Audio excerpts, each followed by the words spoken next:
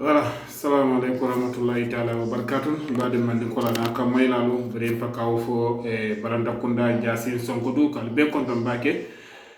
Ko sa fare ko comme bon ka jani dalta kelal ye dimasol le barbi comme information ko to natan kan ko fonsi ka tialo do mondi. Kam bade mandi kol na kam maylale ke bo ndo kunyani ne miyana ka bekere watu mina nga nyatli ni election miyana ka très député l'élection ti nga nyatli minate. Yo bari lo nyen kam mala kana ka fala dron comme delta fala le nyam dron video nyi nga jibe xani bi ka nyoma koy pakaw mo kema mo wili kele o sindino sonko do mo wili kele o sindino balanda konda mo wili kele o sindino jasi mo wili kele o sino ka kuyat adu ngane mo min kala moy o sede mo wili kele o tile bara bito xani bi do ko be kalere mbulu lafta ka ka nyamin amanke no nyama han bi abonnement mo sino yo beton say mbalde dan han bi dron do wando nimi ya jibe dron ki abonné nimi mi abonné no dro ya di mo la ya itandila ni e video ji jibe e bande bulba karo e ka sa faje sabonné nimi kranta ni ya yo dro ni yo dik dro e ba yo e dunta fonko nyen kono boato nyen kono wala bade ono natala ka fale ko nga nyatling élection mi ya ko ka fa élection législative muy yalon ko ke député la élection ti wala men de la mo nyata de député ni sotlale mi yalon ka kata no de taring yo wonyen kamala mbey tembo min to commencer ta ka de bulletin wala mo bulletin min yalon ko ka ki enveloppe kono e be wotela mi yala kayto mi ka ki enveloppe kono ka fole bulletin yo commencer de ke janjandi wonyen kamala e bulletin samba la mi yalon ko ka faje France wo France mun tolto me ka faje Marseille ya sama mun tolto wala kata na consulat wala mun to mimbe sirin Sénégal ye France je Marseille je ka fada men de consulat ye bulletin no samba wolto badu no boro bulletin min ya samba badu no akaba kuyata khani momo e karantawo e man karawo ni ananga mo fo momoy e barano ko pulan ko mi yana ko teliw man tara ko wonyen kamala mbe ala mba fala bulletin min taraje parti o ni coalition ye momo ye bulletin min dila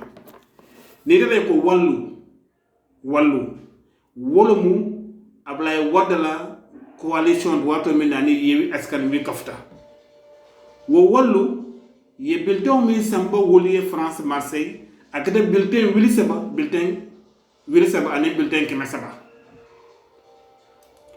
beaucoup gis mi yana ka kada Pape Diouf la fenko nyinta to dum Pape Diouf la parti nyinti ye bulletin wili fula bulletin kemelul yole kiwoy mu yalan koy ka fay buntu bi ali yalan buntu bi ñing élection législative ñing fonko ñi élection locale mi akata no ali yalan ye fenke jama soto diato ye mi mero soto le ye jelle sambo ye bulletin wili kili bulletin kemesele kiwoy e ko ar Sénégal mi yalan ko akata Kerno Alassane Sall ñol la parti unité ar Sénégal ye bulletin kemesay de man ki woli ba dans la jube ye bulletin wili sebe bulletin kemesay ki momi doli e kata bulletin kemesay ki doli walta ma wili kilon fon aussi do bije wo fona mu coalition ni ka fami les serviteurs wala mu ko momi ne nan ko ka banko modu dema ye bulletin gel ki woli ya lan ko mu coalition kutoti mol mandale ba ciol ye bulletin wili woro bulletin keme sey yola ki woli yewi askani bi mi yalon ko bi mobe be jikrian mobe yalon ko ni élection kete ba fen so no mi anga ka député le ma fondati kati modi ya gele nyum communal o min tambita ye musudo maire to molbe nyaajale yalla ne delle ki woli jibite e bulletin keme lulu benaje benno bokku yakar bulletin wili saba bulletin kemelul e ka fami natange ye bulletin de la ki wole bulletin keme saba wa badu no tilimbali ya fele mi yanon ka jakalo ni wat xani moma fa moy mobe yanon ko tilimbali ani ne ba kunya ni ngoto ani yanon ko élection présidentielle min tambitano wato min sonko bulata no élection ko na ko pour ka te présidente ali yalla no mol min ya lon ko be ko wa be fonko de bo diaspora wala mol min ya lon ko be ba Sénégal e bantala ali yalla na fanna kilo be wote de sonkole mo be yolon yo ñi maire commune ñi maire o min fan la ñi wotel min tamete mo be ka fanna kilo be wote de sonko ñol legi san président ye ñin lon ko ñeñ mbe fere ke la ngin si mo kata koto iko momi ya lon ko ta ma bel election te ila bulletin yi ko ye mun ci kunton ko de ko wonta ma bela i muneta woka ye mun fana ke la liso kunton koti iko fana na foro ta tar la bulletin yi bala i sonta wala iko say mini be nyaton ko no mo wollel binal encore ima haji nyaton ko nyaton ko min bel no fana no ima haji wol nya ora ko ka ketal de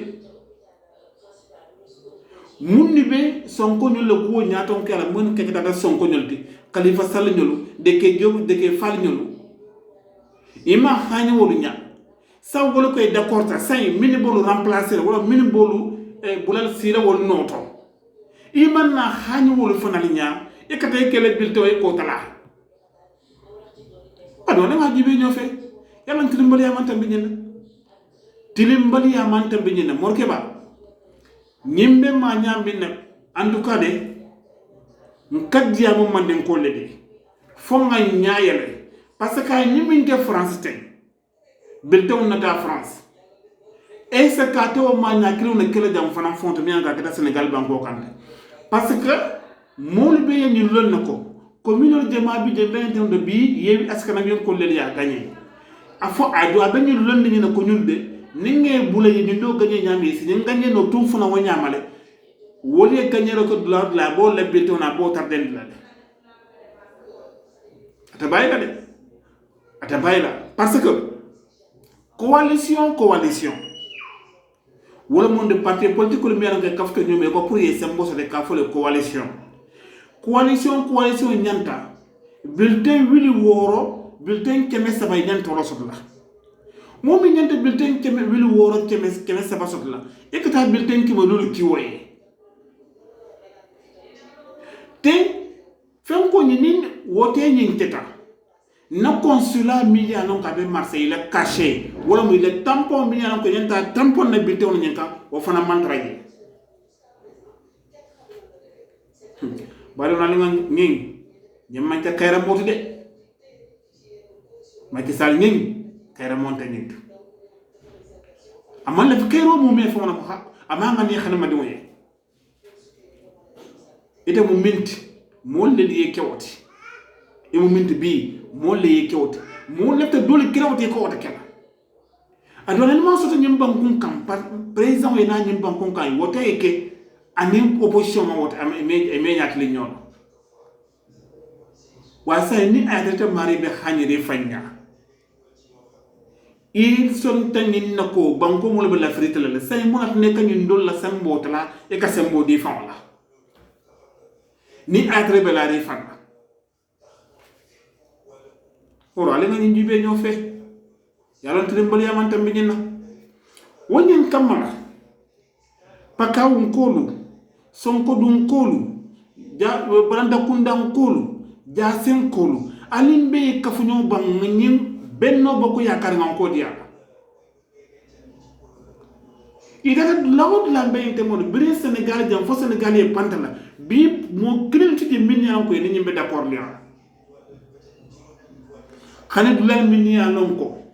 Sénégal la wote la le siata je birim Pikine Guédiawaye Touba Thiès Kaolack fokata fotu bantala Sénégal e bantala wol bebi ini yewi askane wila be ñobul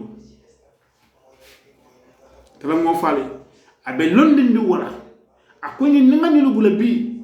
ye mun tenne ni élection commune ñinto wo mon do de bari bina mon ke no do ko yalla ñent ko ngam misal kelen dia ndolla loi kam min ke wala mun na sartol kam mun ke a jaman ka bonde en France la loi la bala France président wombidi aliya moyle ay parti politique kilina bulletin ta ayatala wasonta bulletin no beta fonko de bureau kono wote kita ya gagné a sonta wala aye kile ani sida ko pour ani kacha parce que pourquoi kana fono assemblée ni parce que na fo dans la mention ni be ko ya la boule wo sonta wala khani ya tra ya gagné sanin tol ko loi nyin ko kin na bon na français ka sama na mo na ba Macky Sall balla ka nyin dol la bilto nyin ka syndicat ki mo na ba balla wala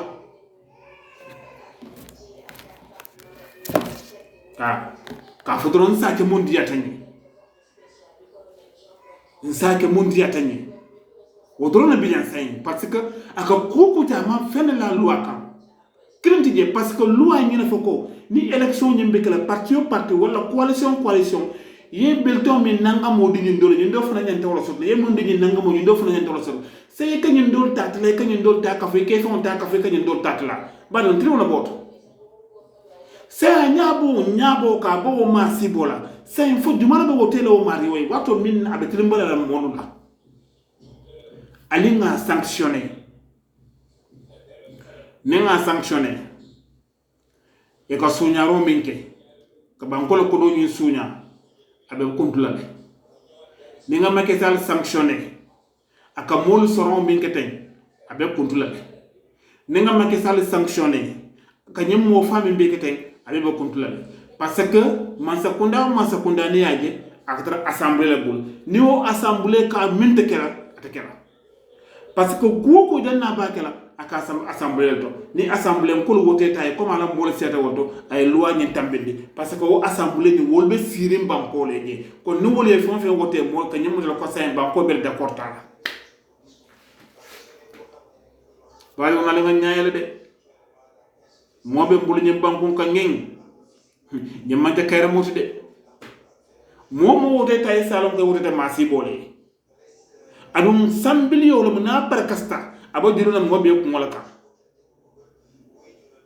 abo bo do na mo be ko ngolaka de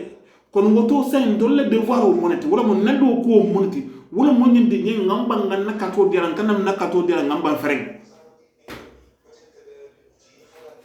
ale ngambande mo lo commencer te nyaaye lola ali alon ko jang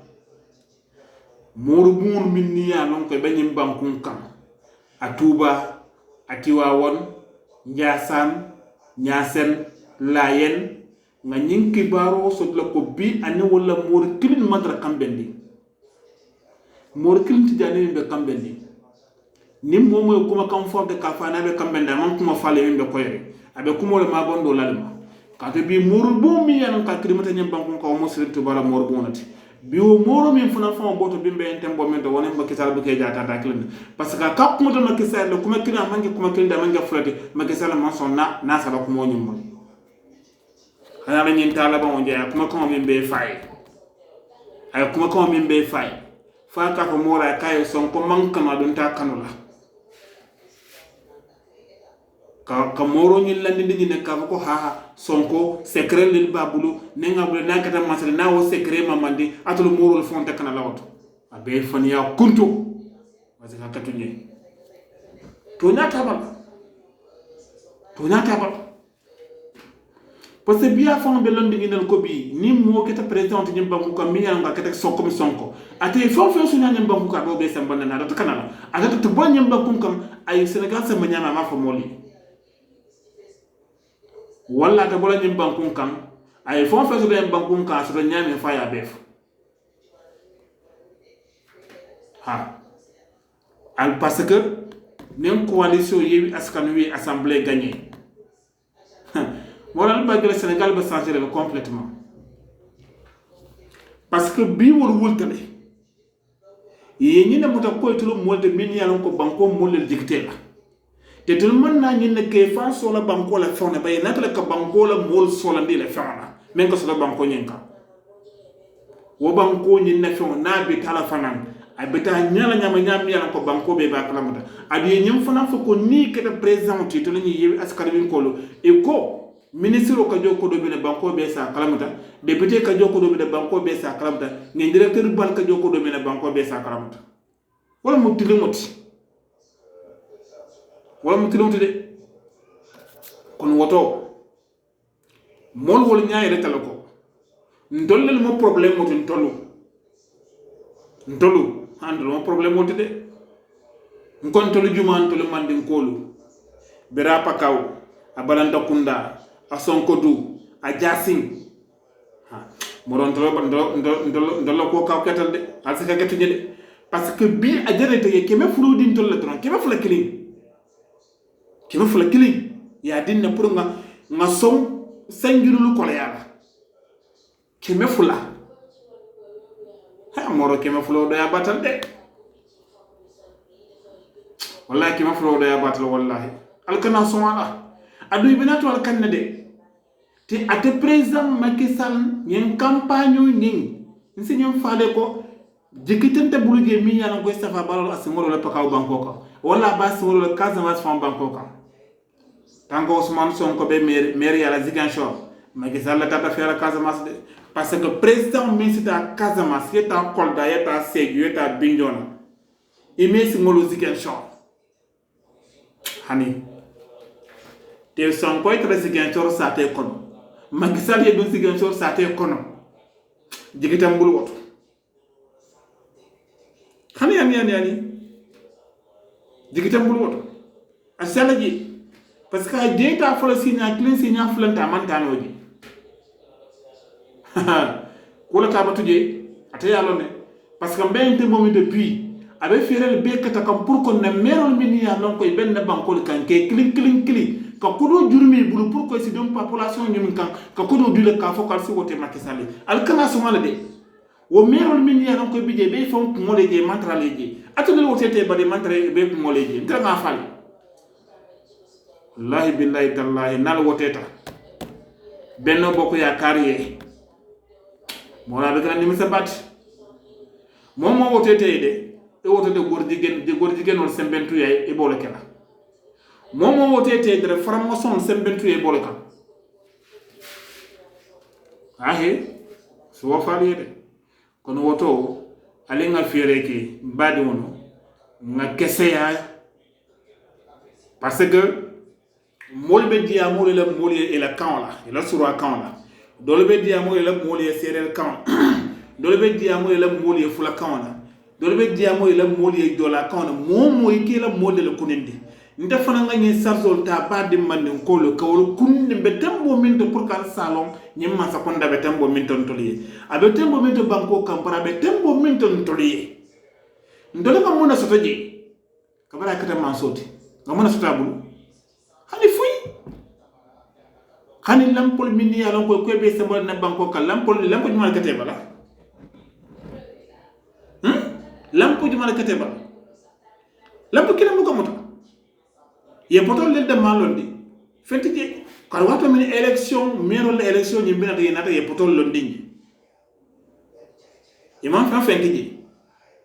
fo poto mo ke je wala adunga nyum fala nan kale village dolbe mam kay pakaw kono jasen Sonko do kono non le be dem ma fo mo vilo lenti kon ntolbe tembo mento wato sitela nga nyaayele wato sitela nga sino bula wato sitela mon ka ke nyamin fo ye yake fentim fanne da feka nga yake wo nyama masakunda min nata man kudu tenye dukala lim kana nyaatli wala aman kudu tenye am fana kana kudu teyaye parce que ndol ko to te wala men ka wote ate ata mo so ndol wote ate lefta fene la bula mo kenyi mun san mun wote laye ndamano mbe mi wote laye bar xan wo be nyawonya ay way man den kol wallahi ay way du kare mo le kete nyama nga ke wo nyama bi ma sa kundar be sorin tolla manje ka fon delle be sorin ba tele be sorin tolla ni ngam ko dia na mam wote ay billahi aw murlan ka abe tabalam ko ma koy sam ko de ndewlen keba wallahi tele mo faali bar ndala ma mel ni wote de man say ba kule kele man sa momol ka wote aka ko di wala pasa ka fula man mi wor so la ngam bandi bar mon ni ko di ala ka sapi wala kan ke ma ko ka fenke na yi fenke pour ka sulu mutan wanyami wala mu muna nan dafta o keno la Sonko dum ko le jasem pa kaw baranda kunda muna nan dafta o keno la fon to man ke modi man ke Senegal ko tiba ha ba de won da ko enda silam baki nyimbe ma nyami na nyimba ko kan ni nga tuje walla hala nyim man dala ma nyanda fere be ka way ka bulu masa to masaya to da mat sande ko tin kana tara nata ko kuma ko nyina fara du kare ni ade ke manano di minna ni ade ke mafulo di minna ni atra ko de ko bela adama banko ko do banko duna muti eta wote modo abanta udron namude zafala assalamu alaykum rahmatullahi ta'ala wa barakatuh la barakanat bani manon karabla le pembolo inshallah donc comme man journal ke no bi parce que be examen do bako wala tin be mutare ne bake badon ko ngita kabren ngita me batare nyanya ko fanga nyim video ke ka kala mutande kunya nyana ka ba kering ala baraka inshallah